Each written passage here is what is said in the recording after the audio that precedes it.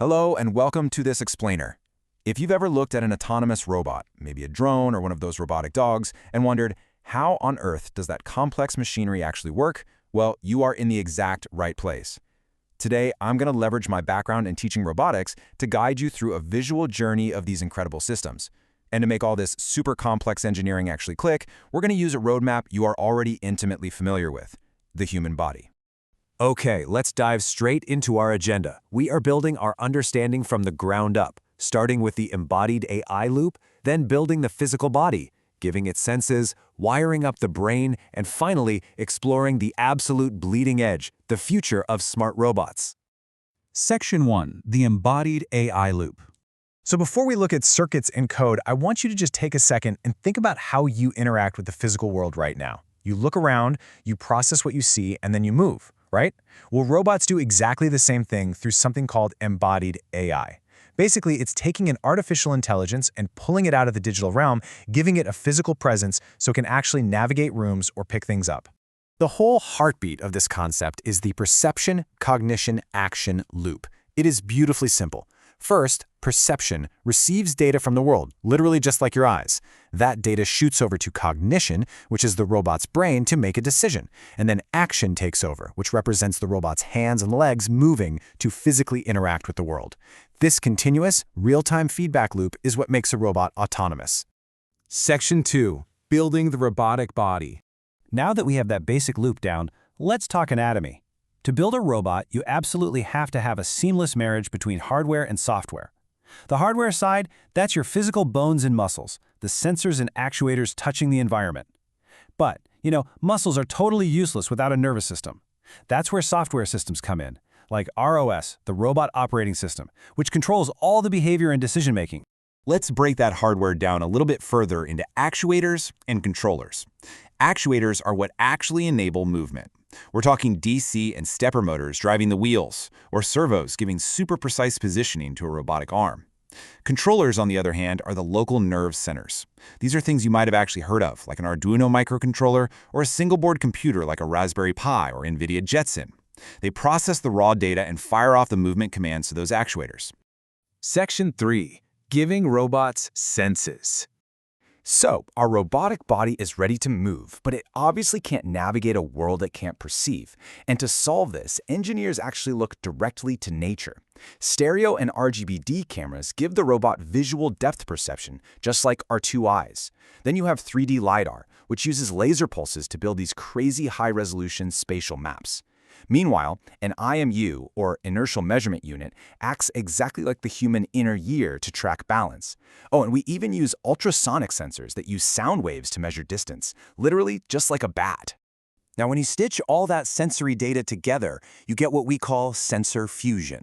The robot takes camera data and uses advanced tech like VSLAM to build a robust, local 3D map of its surroundings in real time. It's essentially doing exactly what you subconsciously do to gauge your position and avoid bumping into people while walking down a busy hallway. And the formal term for that is SLAM, Simultaneous Localization and Mapping. If you want to really grasp this, imagine walking into a pitch-black, unfamiliar room. You reach your hands out, feeling the walls and furniture to figure out the layout, right?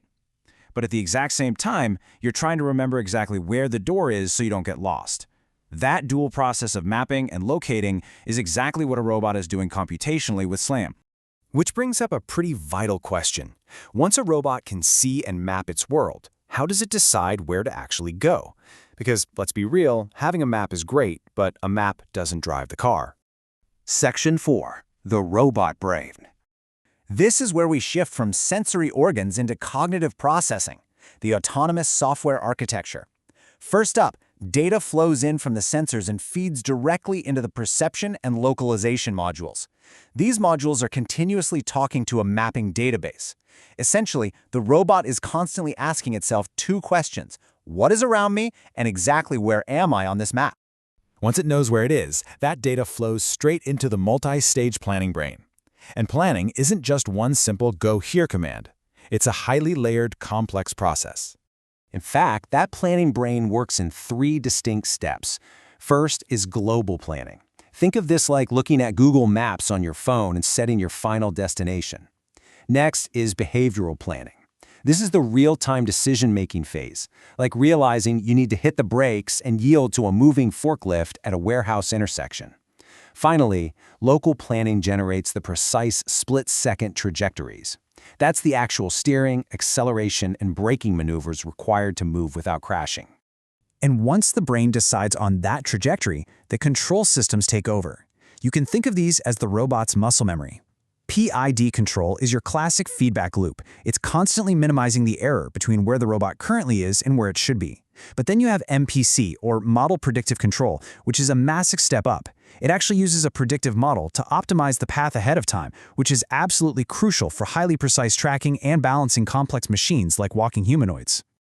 Section 5. The future of smart robots. Okay, we've built the body, we've added senses, and we've wired the brain. Now let's look at the absolute cutting edge. The biggest paradigm shift right now is the move toward foundation models. This is the ultimate upgrade. Instead of writing strict line-by-line code for every single possible scenario, which is impossible, we pre-train massive neural networks. It's like a child developing general reasoning skills rather than just memorizing flashcards. It allows robots to adapt to entirely new situations without needing a software update. But to train these massive models, developers need safe spaces. That's where platforms like NVIDIA Cosmos come in.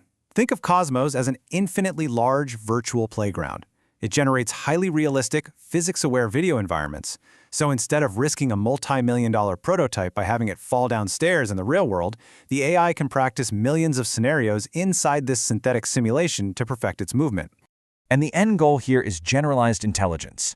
A mobility foundation model takes in language commands and visual data to generate an action policy. But here is the absolute magic of this. This single, centralized brain can be deployed across completely different robotic bodies. We're talking the exact same foundation model controlling a warehouse cart, a humanoid robot, and a robotic arm. It's wild. This is leading to some seriously mind-blowing capabilities. In one recent demo, developers integrated a large language model to give a robot incidental perception, which is basically human-like memory. They literally just told the robot to go find a nice view. And instead of throwing an error, the robot reasoned, well, I saw some plants in an open window earlier. That must be a nice view. It remembered its environment and executed a complex, abstract command completely on its own. Now, to be fair, we aren't quite at the finish line yet. We still face huge challenges. Training takes mountains of data, but the biggest hurdle is real-time performance. Relying on cloud computing causes dangerous delays.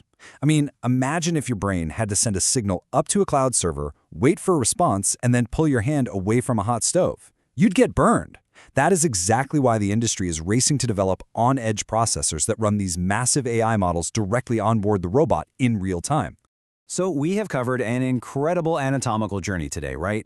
Going all the way from basic motors and sensors up to AI foundation models that can literally reason. I want to leave you with this final thought to ponder.